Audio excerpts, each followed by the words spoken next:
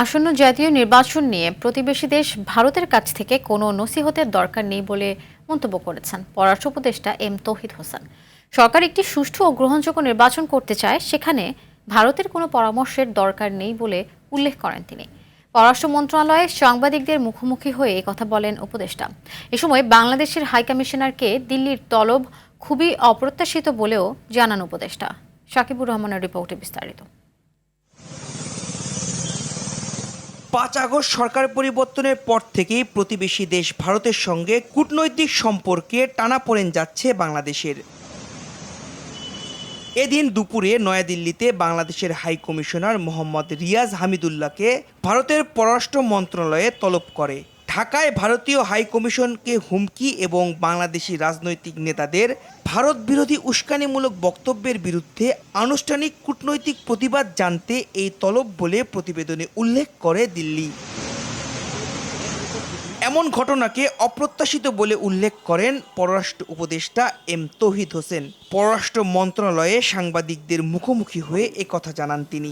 তো এই জিনিসটা আমাদের কাছে সম্পূর্ণ অগ্রহণযোগ্য। টানাপোড়েন তো আছে ভারতের সাথে টানাপোড়েন ছিল, এটা মেনে নিয়েই আমরা সবসময় বলে আসছি যে আমরা একটা গুড ওয়ার্কিং রিলেশন চাই। তো আমরা চাইলে সেটা যে হবেই এমন তো কোনো কথা নেই। এখন সম্পর্ক দুই পক্ষ থেকেই তো সেটাকে এগোনোর চেষ্টা করতে হবে। আমার মনে হয় আমরা দুই পক্ষ মিলিয়ে হয়তো অতটা এগোতে পারিনি, যে কারণে টানাপোড়েনটা রয়েই গেছে। বাংলাদেশের নির্বাচন কেমন হবে এ নিয়ে প্রতিবেশী দেশ ভারতের কোনো উপদেশ বাংলাদেশ চায় না বলে জানান পররাষ্ট্র উপদেষ্টা। বাংলাদেশে নির্বাচন কেমন হবে এটা নিয়ে আমরা আমাদের প্রতিবেশীদের উপদেশ চাই না।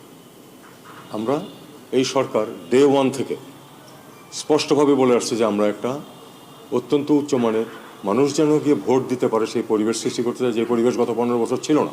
এখন ভারত আমাদেরকে এটা নিয়ে উপদেশ দিচ্ছে, এটা আমি সম্পূর্ণ অগ্রহণযোগ্য মনে করি এই কারণে যে তারা জানে যে এর গত আগে 15 বছর ধরে যে সরকার ছিল, যে সরকারের সাথে অত্যন্ত মধুর সম্পর্ক ছিল, তখন কিন্তু এই যে নির্বাচনগুলি প্রহসনমূলক হয়েছে তখন তারা একটি শব্দ উচ্চারণ করে। ভারতীয় হাই কমিশন ঘেরাওয়ের কর্মসূচিকে কেন্দ্র করে নিরাপত্তা জোরদার করা হয়েছে জানিয়ে উপদেষ্টা বলেন, এমন কর্মসূচিতে তাদের উদ্বেগ স্বাভাবিক। সাকিবুর রহমান, RTV, ঢাকা।